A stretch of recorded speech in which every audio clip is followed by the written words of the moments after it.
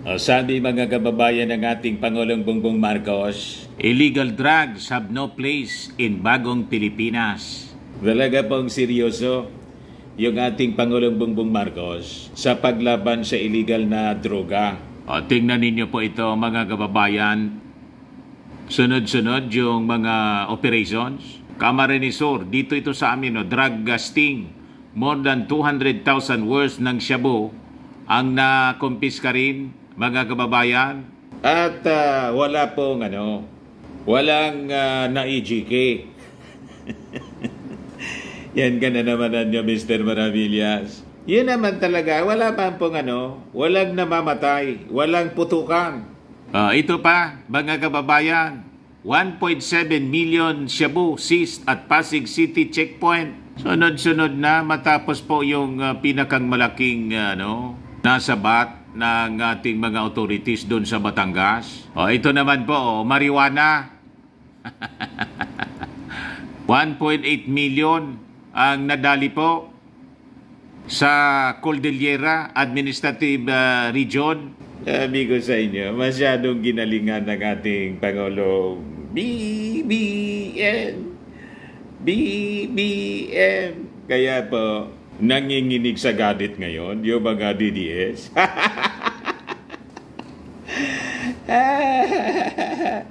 Hindi nila matanggap na napaka-effective mga kababayan yung ginagawang kampanya ng ating Pangulong Bongbong Marcos. Wala po sa kalingkingan si Maudigs at natutuwa po yung mga taga-human rights. Kasi ito talaga yung klase ng paglaban po sa droga na gusto nila.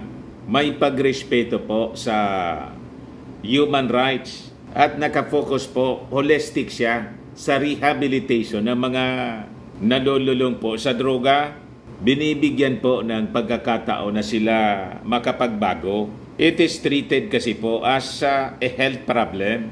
Yun ang pagkakaiba po. Kaya sabi dito ng ating Pangulong Bongbong Marcos, ang kanyang approach daw to illegal drug problem puts emphasis on 3 aspects. Sabi po niya, ang kanyang anti-drug efforts prioritize public health to disrupt supply chains and target large-scale syndicates. Nakita ninyo po yung nangyari doon sa Batangas na ang sabi ng mga minions po ni Maudigs, stage daw po, drama, moro-moro lang.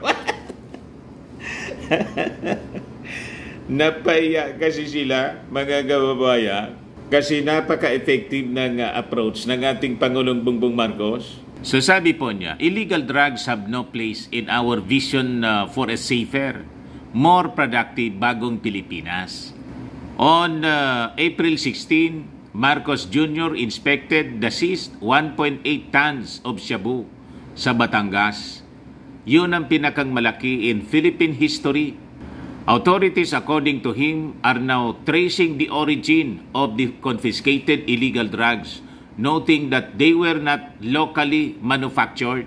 Ganon mga kababayan. So, importanteng buhay ang mga suspects po para matanong yung panahon ni panahon po ni Maudigs, hindi mo matitrace kasi yung dapat dapat iniimbestigahan po. Paano pang makapagsalita yun na-EJK na. O diba? Sentensyado kagad. Walang due process. Pero andyan Mr. Maravillas, si Maudigs, humingi ng due process doon sa suspension ng gobernador ng Davao Norte. Basta na daw lang pinapaalis, hindi man lang dumaan sa due process. Ang walang due process po na talagang kinikilala ng International Criminal Court, yung EJK dito. Tama po mga kababayan? So sabi ng ating Pangulo, this is the biggest shipment of shabu na nahuli natin. But no one person died. Walang namatay, walang nagputukan, walang nasaktan. Basta't inoperate natin ng dahan-dahan. Yun naman na dapat ang approach, sabi po ng ating Pangulo. Na ikinagalit po ng mga DDS. Hanap sila ngayon ng hanap ng diferensya. Nakita niyo mga ugali nila. Noon sinasabi nila, mahina daw yung ating Pangulo. Dumami yung mga adik daw, mga kababayan sa mga kalsada, balikan daw yung operasyon ng droga. So galit na galit sila kasi inabandon daw yung war on drugs. Nang makahuli po ng pinakang malaki na shipment po, ayon galit na galit sila kasi ito yung pinakamalaki. Talo po yung 6 years, mga kababayan, na war on drugs ni Digong. Nakita ninyo kung anong pinagugutan ng galit nila? Napapahiya kasi yung previous administration na lagi nilang sinasabi yung pinakang magaling. Tapos, pinagmukhang inutil lang ng ating Pangulong. In-emphasize pa po, mga kababayan ng ating Pangulo, na wala niyang namatay. Walang putukan na nangyari. Pero pinakang malaki, yung nahuli po. Ito po yung sa Camarines Sur. Sabi po ni Bicol Police Chief Brigadier General Andre Perez Dizon, yung suspect daw na kilalang alias Boboy na nasilo po sa Barangay San Agustin. Nakuha sa kanyang posisyon ang suspected shabu worth 238,000 pesos. Again, walang putukan, mga kababayan. Arestado yung suspect. Walang balita na tulad noon na nanlaban. Kita ninyo? So yung suspect will be facing charges of violating the Comprehensive Dangerous Drugs Act of 2002. So ito naman po sa Pasig City, 1.8 million pesos worth ng shabu. Nasabat po mga kababayan ng mga operatives. So sabi rito, a 22-year-old man was nabbed by Pasig City Police personnel on Tuesday after yielding 1.7 million worth ng shabu at a checkpoint on F. Legazpi Street, Barangay Maybunga, Pasig City. Makikita ninyo seryoso ang ating gobyerno, ang ating Pangulong Bongbong Marcos. Effective po. Buhay ang suspect. The suspect was identified as alias Win, a high school student and habal-habal driver. Based on the police report personnel ng Rosario Police Substation, nagsasagawa sila ng checkpoint in the area at yun na nga po, nasabat ang suspect riding a blue Honda Click scooter. Nang inspeksyonin po para tingnan yung lisensya, ayun, naging balisa po at ayaw mag-cooperate. Sinipa pa yung isang police. Kung yung previous administration na niya, sinipa na yung nanlaban. Siguraduhan niya, AJK yan, kahit bata. Di ba ganon? Yun nangyari sa previous administration po. Kahit bata, nanlaban, AJK agad po. Ito po, nanlaban, sinipa yung police. The suspect fled the scene and a short chase ensued. Hinabo lang po. He was arrested and a bag he was carrying yielded 1.7 million worth ng shabu. So tulad ng nauna, pa-filean po ng kaso. Ganon. Legal. At ito yung due process, mga kababayan. Totoong due process. Hindi yung due process na mga kababayan na sinasabi ni Maudings. Pagkakampi nila, dapat may due process. Tulad ng gobernador ng Davao Norte na sinuspend. Ito naman po sa Cordillera, 15 kilos mga kababayan ng marijuana worth 1.8 million pesos. Ayan po, ang dami pong marijuana. Oh. Yan ang suspect, buhay. Kita ninyo? Yan ang suspect po. Walang gas-gas. So yan po yung ori ng operation ng ating mga authorities under Bagong Pilipinas.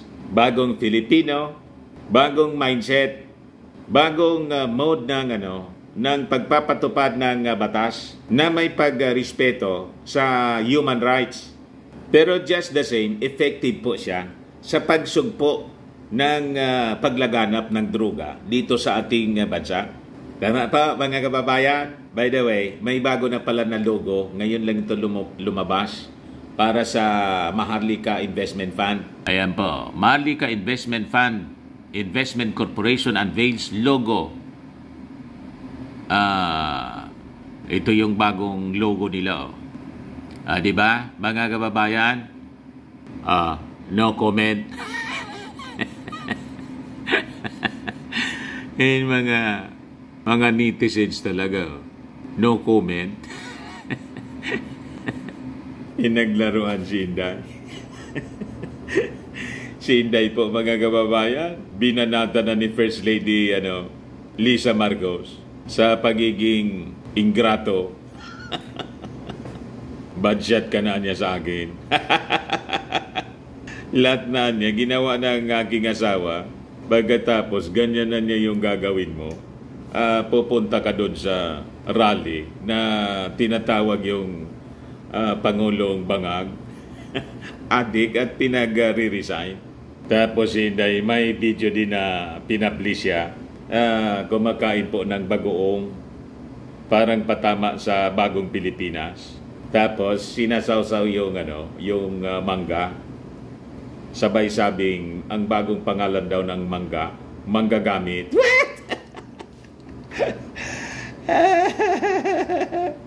Yan ang uri, mga kababayan, ng ating DepEd Secretary. Una, tambalos-los. Ngayon naman po yung bagoong nagsawsaw ng mangga na ang bagong pangalan daw, manggagamit.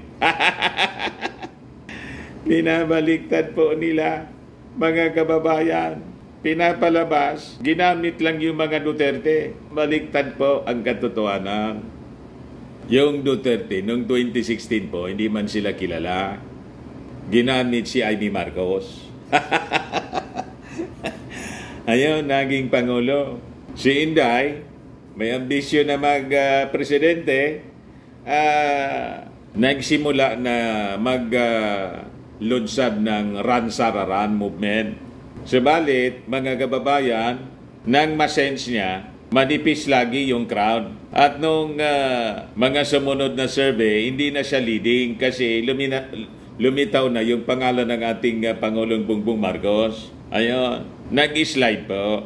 Vice Presidente na lang, mga kababayan. Pero una, sinabi niya, wala siyang plano. Gano'n ang mga strategy nila. Pagkatapos, pinapalabas ngayon, mga kababayan, na ginamit lang siya para manalo yung ating Pangulong Bongbong Marcos. Yun siguro ang minimin niya doon sa manggagamit. Baliktad po, mga kababayan. Anyway, ganun, yun man lang po, mga kababayan, yung short video natin. Ako po si Dante Maravillas. Bye-bye po. God bless.